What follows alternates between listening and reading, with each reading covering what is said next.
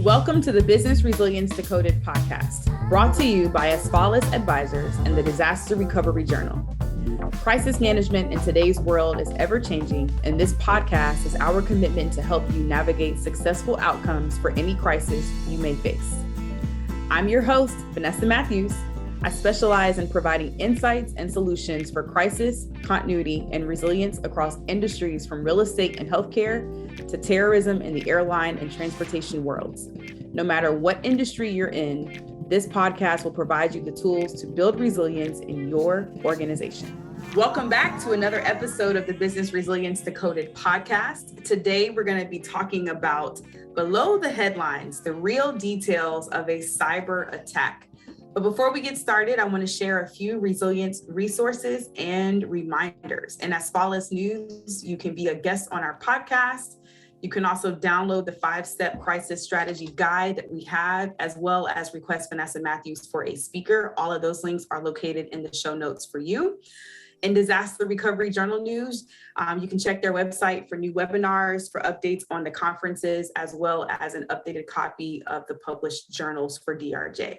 And lastly, if you enjoyed our podcast, leave us a review on Apple Podcasts. This helps us to know that we have great listeners, and it also helps us to know that we're giving you value.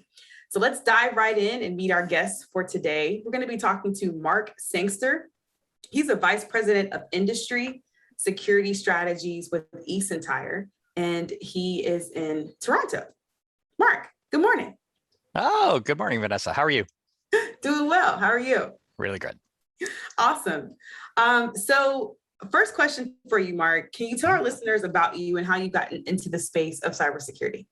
Yeah, absolutely. I've been in the IT security industry now for over 20 years, and I work with some of the large companies like BlackBerry, RIM, Cisco, and Intel. And in fact, back in the BlackBerry days, I worked on the first secure encrypted devices for the U.S. government, which, were innovative at the time, but still, you open an encrypted email, you went and got your coffee, and you came back, and hopefully it had opened by then. You could read it, right? I mean, this is different days and different processing power.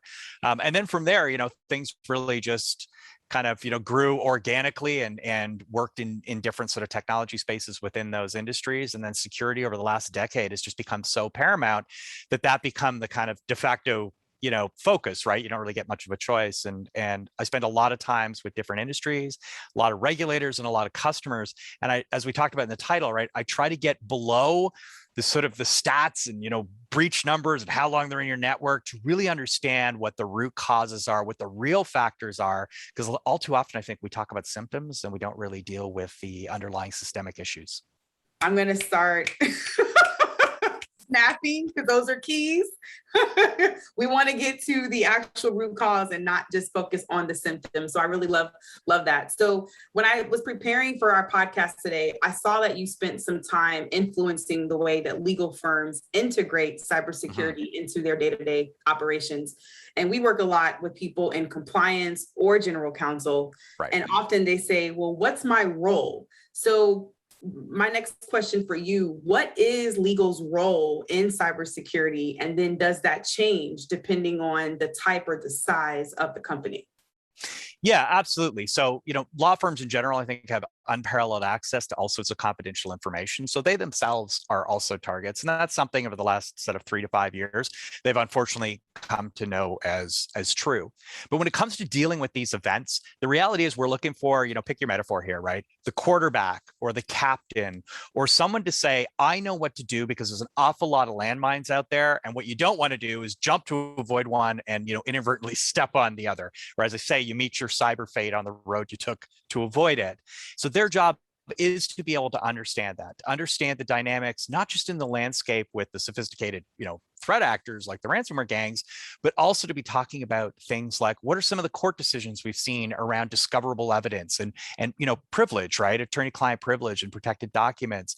Other regulatory changes at the federal level, so like U.S. Treasury coming out and talking about you can't pay recipients on a bunch of OFAC lists, right?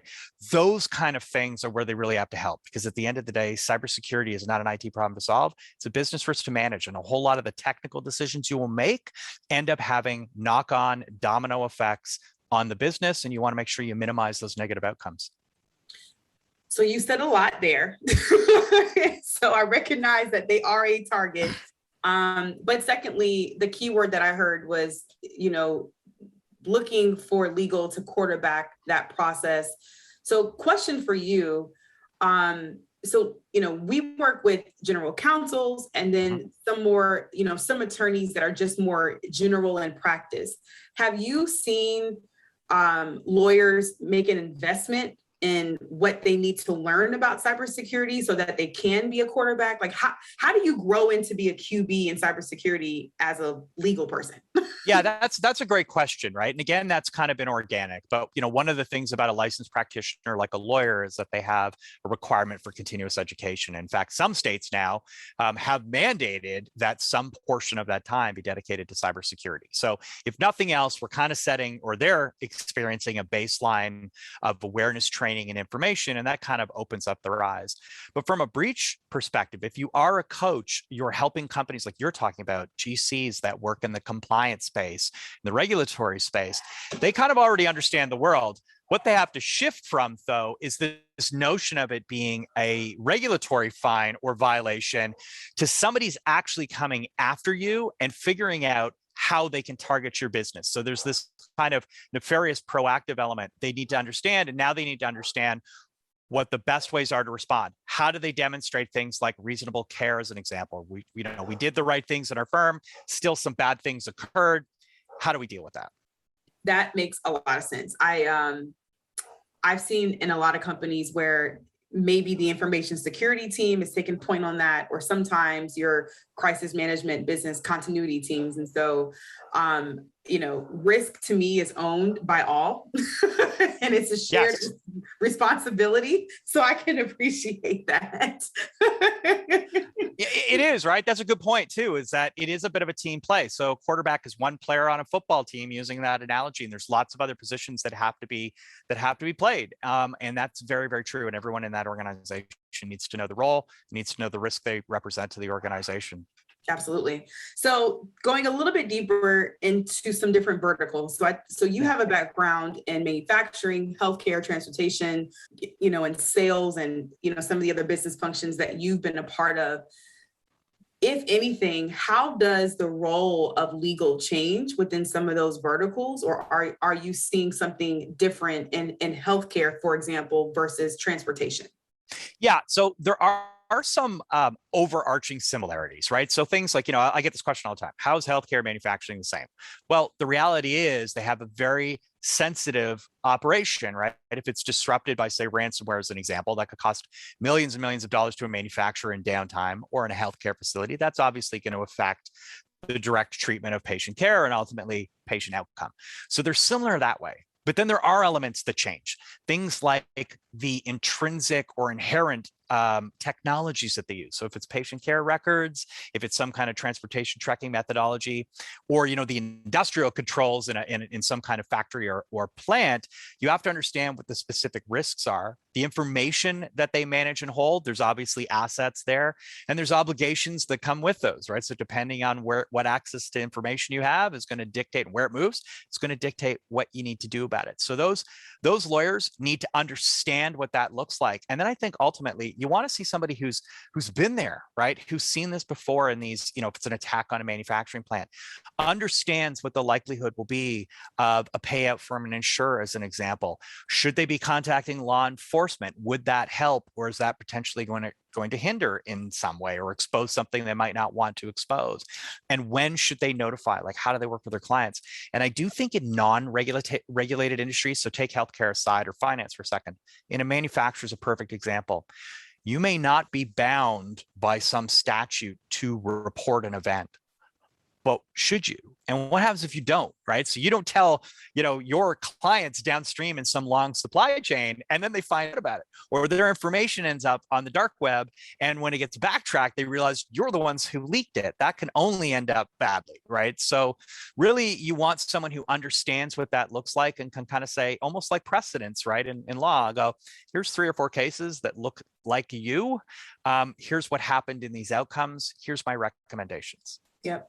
And I think that ties back to the value of the different, players on a football team, if we go with that example, because your reputation management communications folks may be able to see, well, hey, although we're not legally required or there's no standard thing that we have to, from a reputation perspective, here's what can happen if we don't do this.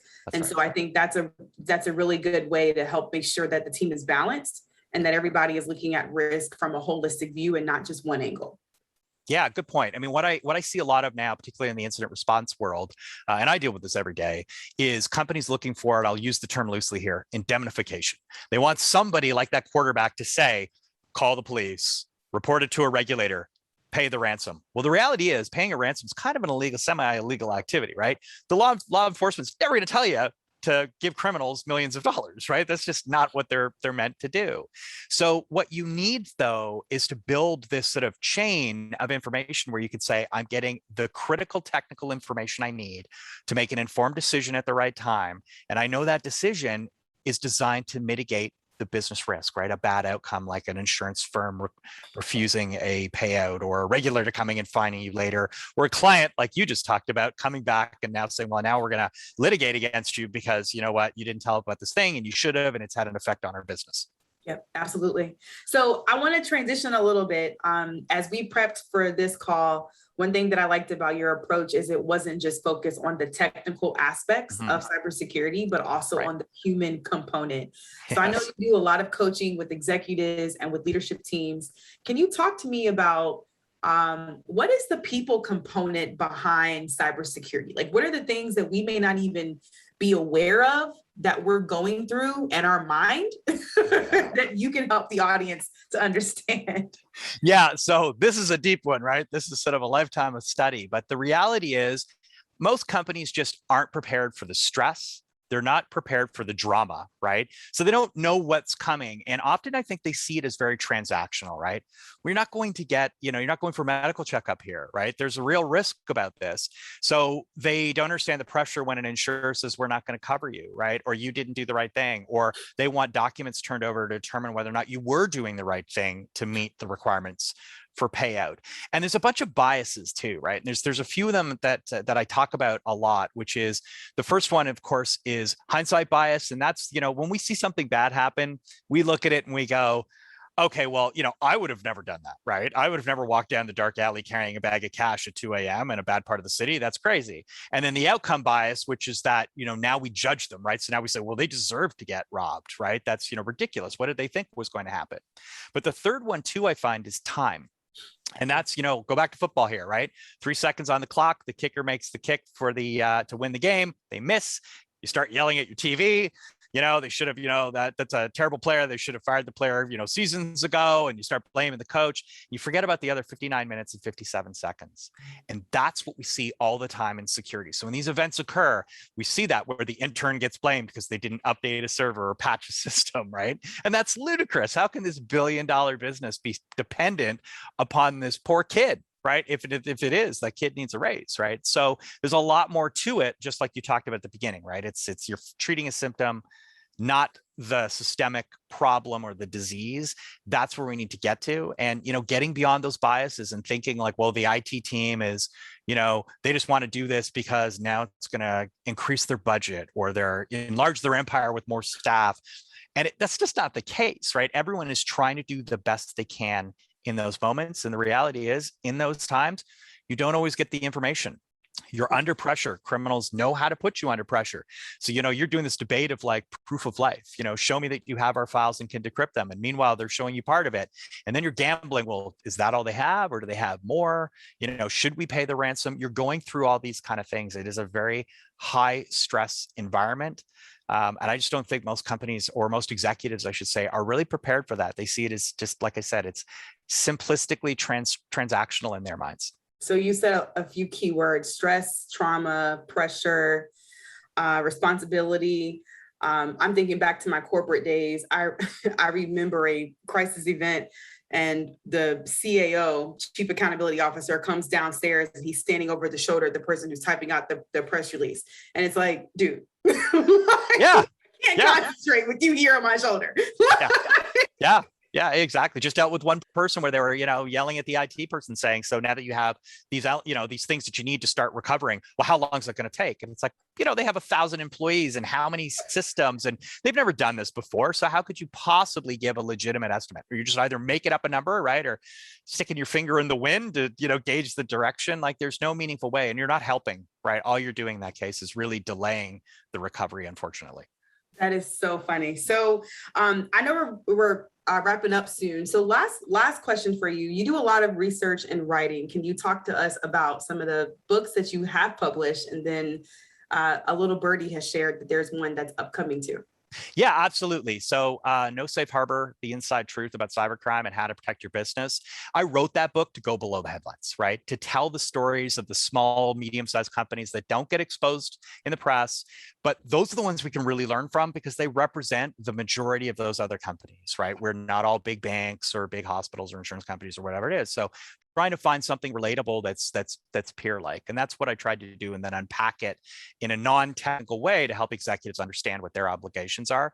And the second book, well, I don't really have a title on it, but the idea here is it's our conversation, right? It's about the emotions and the human elements and what it's really like to go through these scenarios to, again, reverse engineer it and say, here's how to prepare, right? Here's what you need to know in this event. What information do you need at what time based on what that information means? What decisions should you make, right? And I'm not trying to make it a simple decision tree because it never is, but how do you create some guidelines in a playbook that they can use? So the first book anyway that's published is available on all the online and brick and mortar retailers that you can imagine, or mbsangster.com. You can go there as well. And for most of my blogs, they're posted there, or at eSentire.com.